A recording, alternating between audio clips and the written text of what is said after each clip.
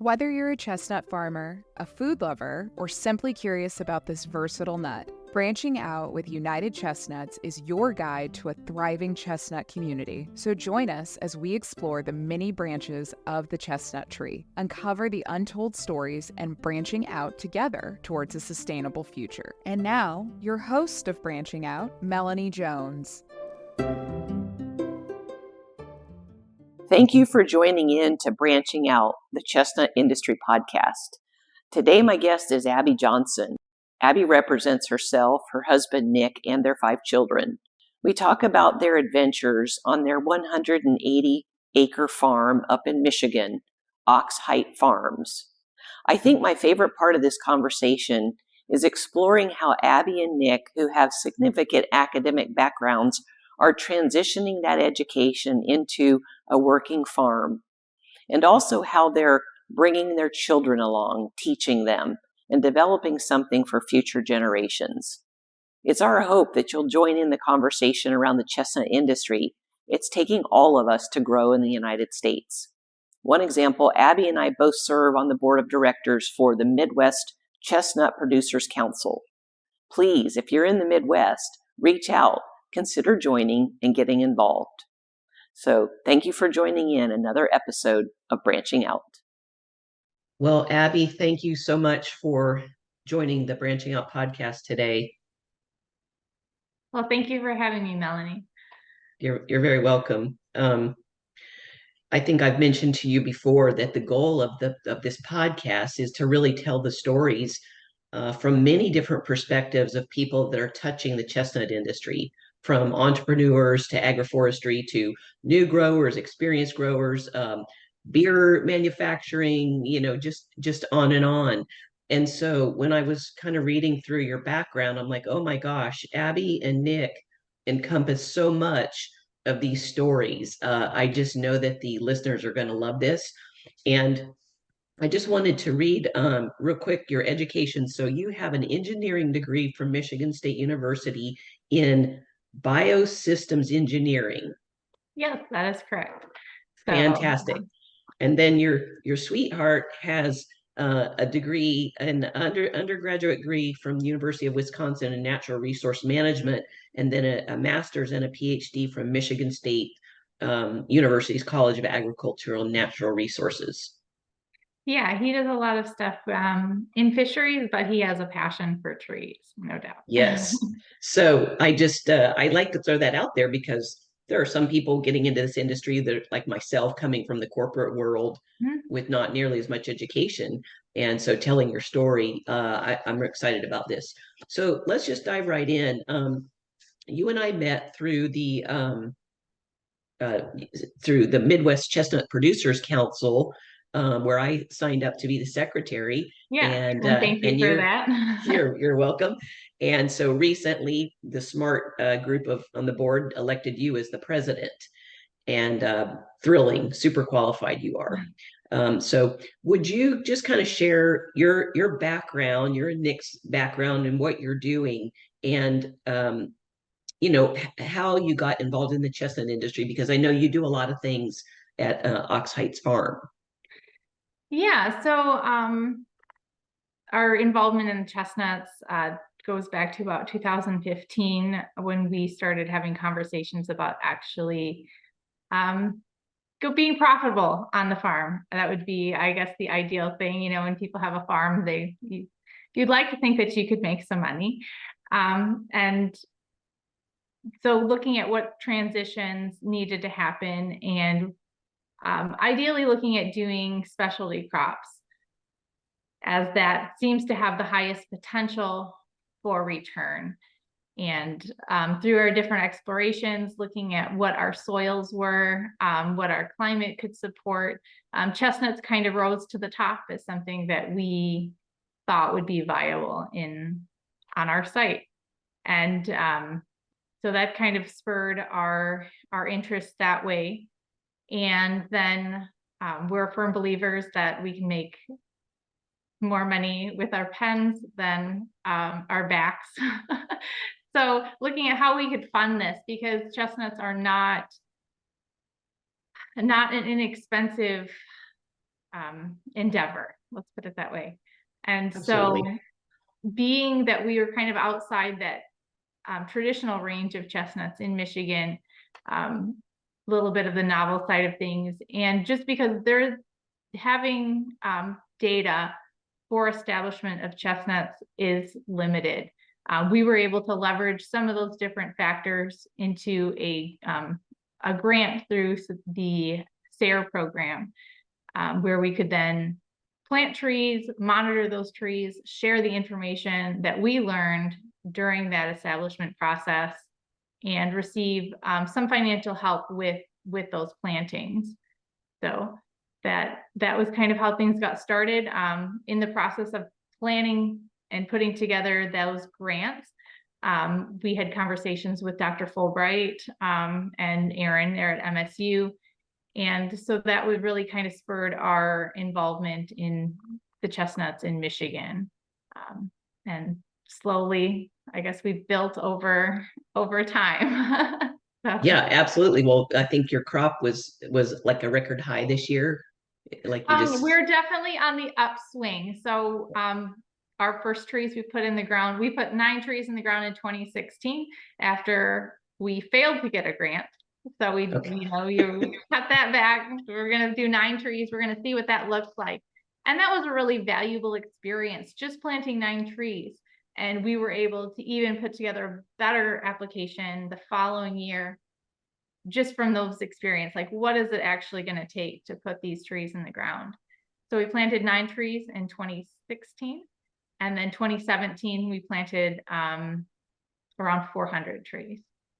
So that was obviously a big jump. So we're not that far in here. Most of my trees, most of my oldest trees are in that we were in our 6th summer. So we're definitely on an upward trend. I would expect that we continue to see kind of a doubling of crops over, the next at least 10 years, I would think.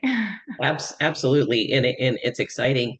Are you all involved in the Chestnut Growers Inc. with Roger Blackwell, etc.? We don't have much experience yet with Chestnut Inc. I would anticipate that we will be more involved as our crop increase. So yeah, okay, that makes sense. So your background is very interesting in that in your growing up and now you're involved with sheep, raising sheep, and so tell us a little bit about that. Yeah, I think the sheep are one aspect or like component in our farming systems. Ultimately, when people are looking at planting chestnuts, again, it's a big commitment for a long time with limited returns.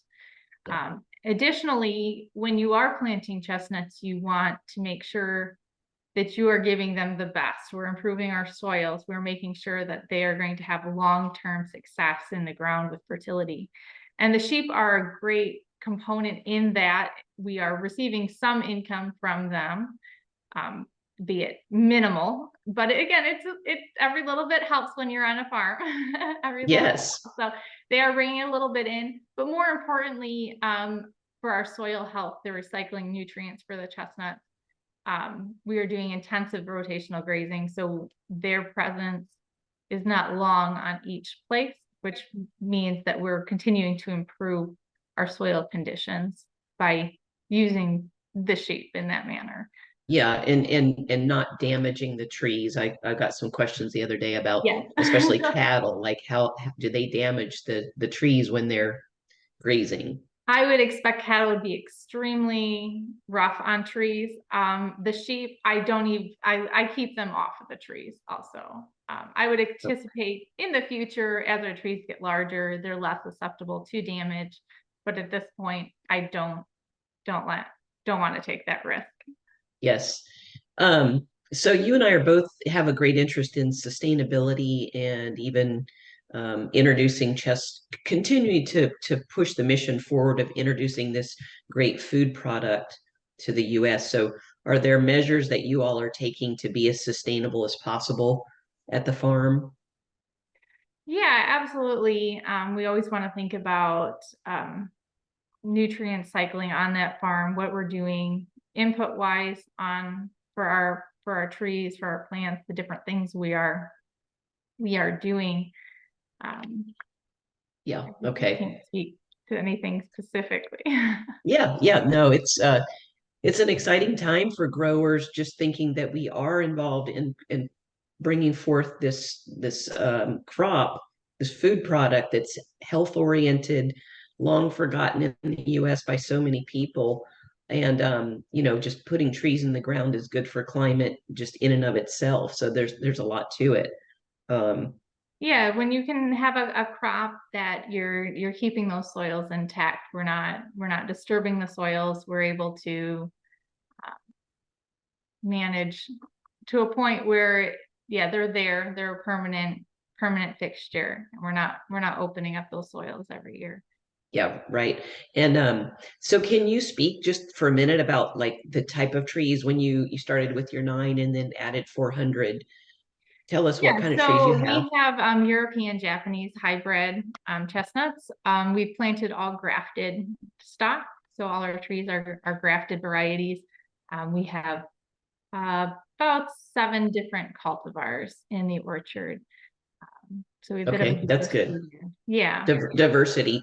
Have you considered using any type of Chinese chestnut? We've considered it for sure. We have obviously the Chinese tends to be a little more hardy. And so those in colder regions would probably have even better success with the Chinese. For Okay. me, looking at it from an industry standpoint, the only way we're going to be able to bring chestnuts to kind of that commodity level that we see with other food crops is to really have a consistent, predictable product. And so for me, having grafted trees helps get to that point. Now, I don't believe that the grafted trees are an end all in that, because they are crippled in the fact that they are grafted.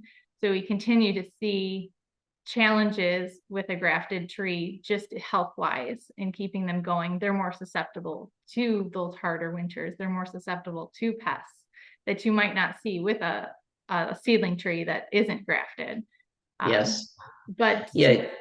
yeah, that continued drive though to have a predictable product for me, in the future, I think for chestnuts to become a viable industry, we're going to need to be going to the tissue culture trees that, again, we're having the roots same as our tops, but again, a predictable, consistent product. Yes. And one of the previous branching out podcasts was Dr. Ron Revord from the University of Missouri, and he kind of spoke about that. Just we're so infant in this in America, Absolutely. and nobody really knows the right answer. It's just when people call us because we sell a variety of trees, it's like it's probably good to have some diversity, like you said that y'all do, and see what in your exact soil and your exact water conditions and et cetera, et cetera. Um, let's go back for a moment and talk about the Midwest Chestnut Producers Council. Yeah. How has that been helpful to you and Nick?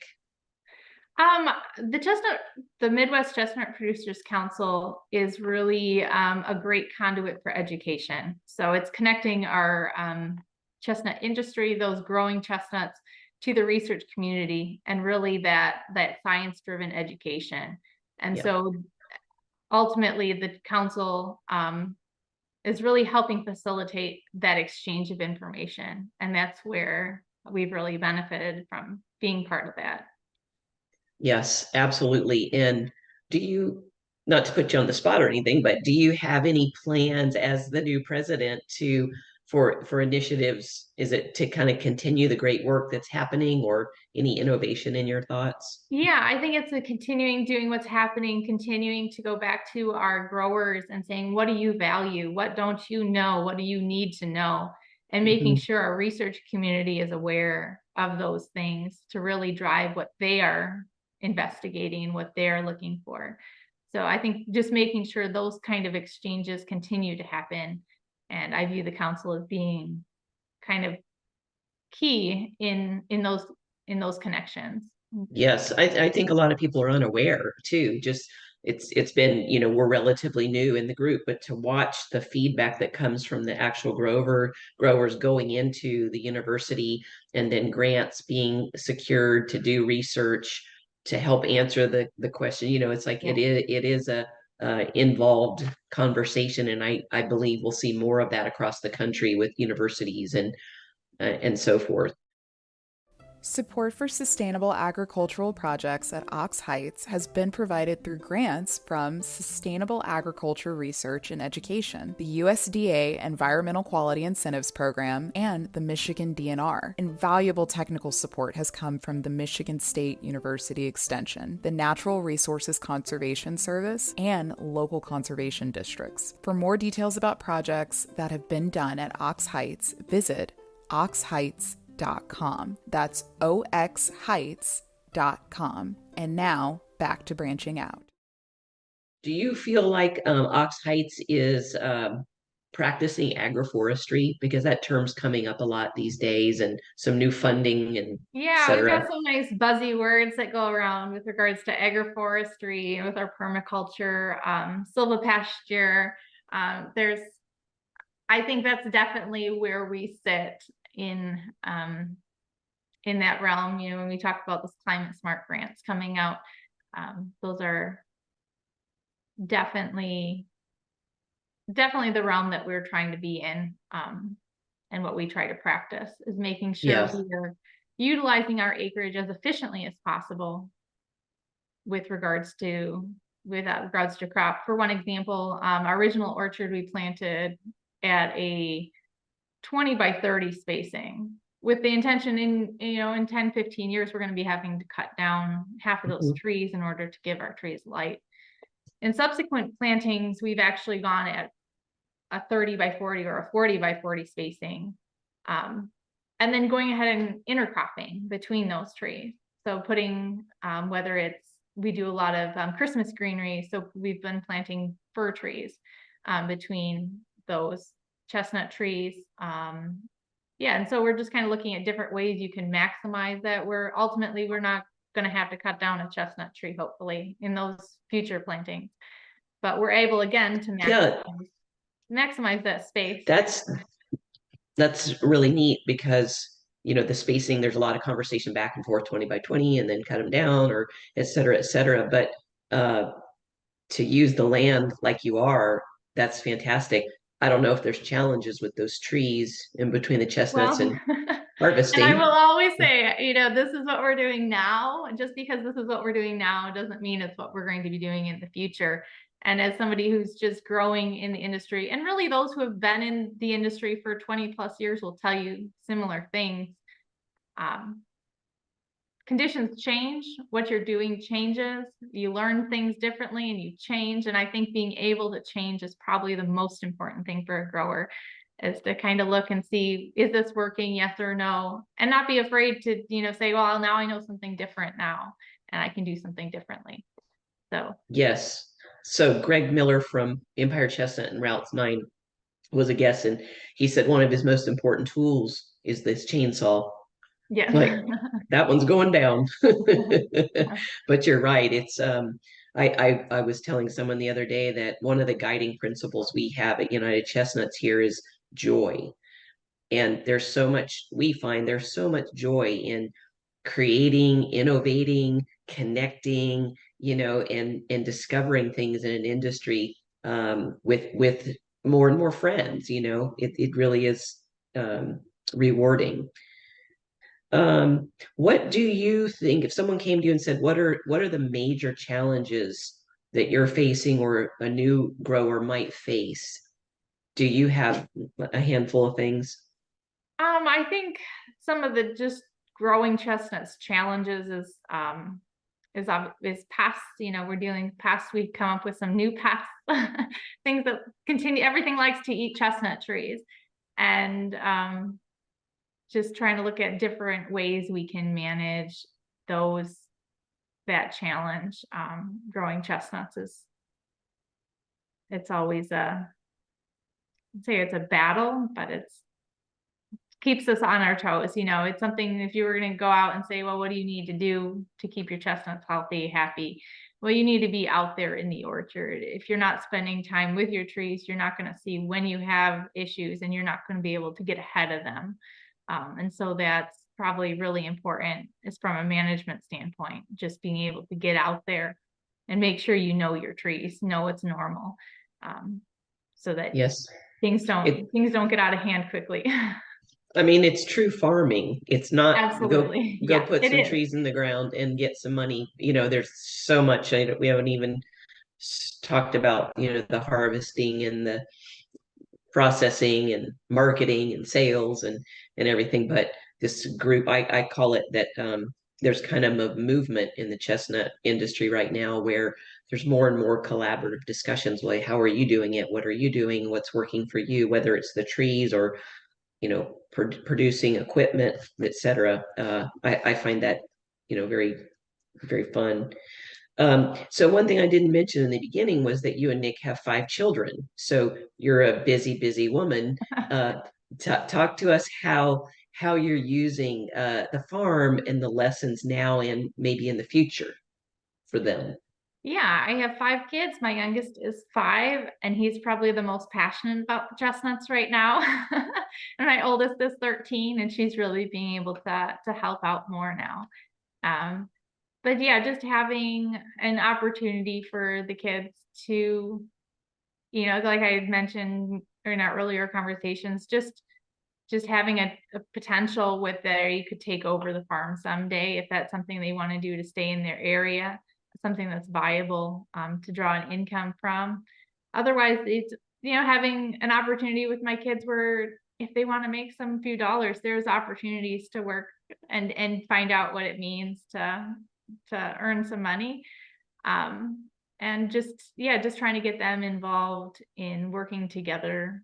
And yeah, it's a good Keeping farming alive. I keeping think it alive. Yeah. that's it. When we live in a society where you can get paid to not farm, it's good to say, we actually do farm, and we're passing that on to our kids, no matter what they want to do. There's going to be all kinds of opportunities in climate and agroforestry, whatever that ends up being. So I think it's wonderful, and there's just not any value like teaching kids to be outside, in my opinion, and work hard. Yeah, they love to go get outside. I love that they know where their food comes from. Love that they have that relationship with the land. Yes. I hadn't asked you about this before, but I'm just kind of curious. So what does the greenery business entail? Like what do y'all do, and how do you sell the So product? we are in the bulk side of that, where we're cutting a bulk product of greenery. We call it brush, or about a 3-foot length of material, and then that in turn goes to people who make wreaths, grave blankets, and other holiday garlands and things. Oh, wow. Okay. So was that something, you being an entrepreneur, that you discovered, like we could add this to the farm with the row crops, etc.? Yeah, I think we kind of got into it. We do have quite a few forested acres, and so we've gotten it from that standpoint of harvesting off of those forested acres. It's a great crop to harvest because you can cut it and then you can cut it again, and in 3 years you can cut it again. Yeah, that's So what we want. we're kind of setting it up, hopefully, so it's a little easier in the future with our tree plantings. And so then it's something, yeah, we can go in and harvest, kind of makes our farm in the future a little bit more robust. If you did have a crop failure, you're going to still have something you can draw an income from. Yeah, we're not in a position of living off the farm. I don't know if that's the dream in the future or not. But I would like it to not, to be able to make a little money, to be Yes. profitable, I guess I I is think the that's ultimate so goal. it's so it's so typical in this time with a lot of farms where there is another source of income or capital or something, because as exciting as chestnuts are, it's a lot of work. You got to be a bit patient. It costs money for everything involved. What do you all do outside of the farm? I actually am full-time farm and mom, so that's my Yep. role in the family. And my husband has he's a biologist, research biologist. So Okay, so works outside. yes, well, that's great. Um, what other exciting things would you like to share with people of, your passion, your mission, your guiding principle, anything along those lines? I think just finding something that you enjoy doing. I love going out and I love producing a product. I love raising chestnuts. I am not a retailer of chestnuts. The retail side is not me. It's not working with people that way. I love working with the trees, and I love producing a product. So I think ultimately people finding something that works well for them, and just gaining as much education as you can with regards to that. If you are passionate and interested in doing something, to find out as much as you can. Typically people who are passionate about it love to talk about it, and that's kind of fun about our chestnut community, is we can get together and talk trees all day. So that is a lot of fun, and I Yes. think if people continue to look for what they enjoy to do, but also be in a position where just because you want to do it, it's not always going to work. So really understanding your site, understanding your land, and being able to look for a crop that fits your land versus you fitting a crop onto your land. That's well said. Do you find that you and Nick are using your education in what you're doing? Yeah, I think we're our educations have set us up well to be able to look at information, to be able to kind of find what we need to know. I don't believe that the college degree, just doesn't set you up to go out the door and do something right away. But what it does is it gives you the tools to be able to find information. So whatever you want to do, to be able to find out how to do that. And I think ultimately that's probably the most benefit from our education. Yeah, that makes sense. So I wanted to ask, at a recent Midwest Chestnut Producers Council, you shared an overview of kind of what you're doing on the farm, a PowerPoint. Is that something we could make available through the blog that'll go with this podcast? Yeah, for sure. I could definitely share that with you to be able to put on the podcast. Okay. And then the reason I brought that up is that we want to invite anyone that's hearing this in the next year or two to consider joining the organization if it makes sense to. So we have an event coming up in March of 2024 that's going to cover all kinds of things for, well, new and experienced growers, I'd say. Yeah, I would like to think that we're going to have topics and presentations that are applicable to anybody, whether you're a new grower and kind of just testing the waters and seeing what it's like to grow chestnuts, or an experienced grower kind of looking for some more problem-solving information, or learning about new and emerging pest issues. So yes. Okay. Well, we'll put some links in this and reach out to any of us. And so, well, I really appreciate your time, Abby. As I told you it before we recorded this, that I had no idea that you were so doggone smart, you and Nick, and the education, and it's just rewarding to see you kind of taking that education and background and bringing it to your farm, and then bringing your kids along and carving the future. That's what it's all about. Well, thank you for inviting me to come talk to you. And I just challenge people to, pursue their passions. But yeah, it's been a good conversation. Absolutely. Thanks for listening to Branching Out, hosted by United Chestnuts. For information about chestnut trees and chestnuts, visit unitedchestnuts.com. Subscribe to the weekly blog and join the United Chestnuts community Facebook group. Let's grow together.